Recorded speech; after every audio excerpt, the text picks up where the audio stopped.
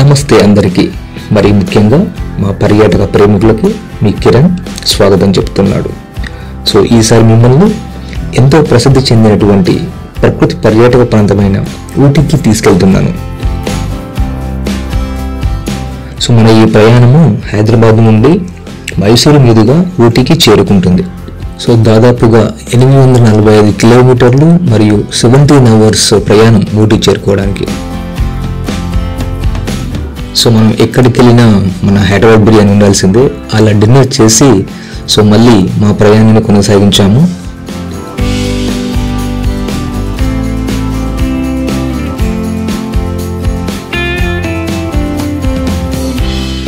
So బెంగళూరుని కొంచెం touch చేస్తూ Bengaluru airport toll plaza నుంచి మనం ప్రయాణం చేసి కర్ణాటక బార్డర్ నుండి మైసూరు మీదుగా మనం బందీపుర చేరుకోవాల్సి ఉంటుంది.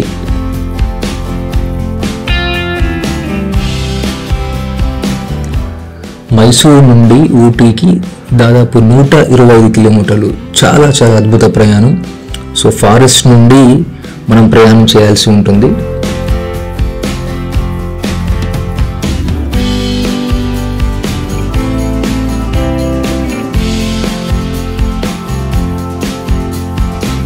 సో కొంత దూరం ప్రయాణం చేసిన తర్వాత మనం బందీపుర నేషనల్ పార్క్ లోకి ఎంటర్ అవుతాము. సో అక్కడ చేసే జర్నీ చాలా చాలా అమేజింగ్ ఉంటుంది. చాలా థిక్ ఫారెస్ట్. సో కంపల్సరీ ఆ జర్నీని మీరు మిస్ అవ్వకూడదు. దాదాపు 60 to 70 కిలోమీటర్స్ జర్నీ ఫారెస్ట్లో చాలా చాలా బాగుంటుంది. సో దారిలో మీకు బందీపూర్ టైగర్ రిజర్వ్ని కూడా మీరు చూసుకొని మీ ప్రయాణాన్ని కొనసాగించవచ్చు.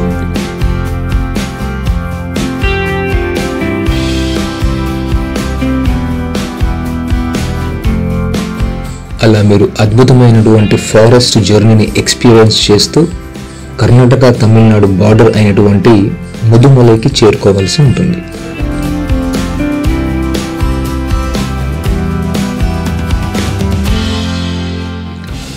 అక్కడికి చేరుకున్నాక మీకు Karnataka Tamil Nadu border check point ఉంటుంది.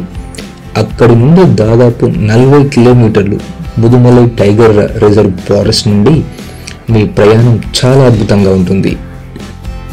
నీలగిరి పర్వత శ్రేణులు, ఘాట్ రోడ్ ఎక్స్పీరియన్సెస్, అద్భుతమైనటువంటి ఫారెస్ట్, ఇలా మీరు ప్రకృతి అందాలను ఆస్వాదిస్తూ నీలగిరి జిల్లా తమిళనాడు రాష్ట్రానికి చెందిన ఊటీకి చేరుకుంటారు.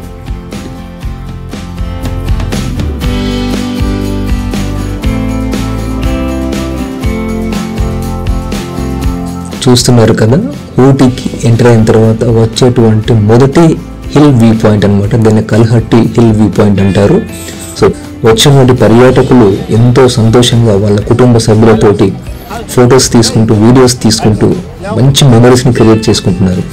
ఇక్కడ నుంచి ఇంకొక 5 కిలోమీటర్స్ ట్రావెల్ చేస్తే మీరు ఊటీ సెంటర్లోకి మనం చేరుకోవచ్చు. చూస్తున్నారు కదా, ఇదే ఊటీ సిటీ సెంటర్ పాయింట్ అన్నమాట. మొత్తానికి మనం ఊటీ చేరుకున్నాము. మరిన్ని వీడియోస్ కోసం సబ్స్క్రైబ్ చేసుకోండి దేవి తెలుగు వ్లాగ్స్.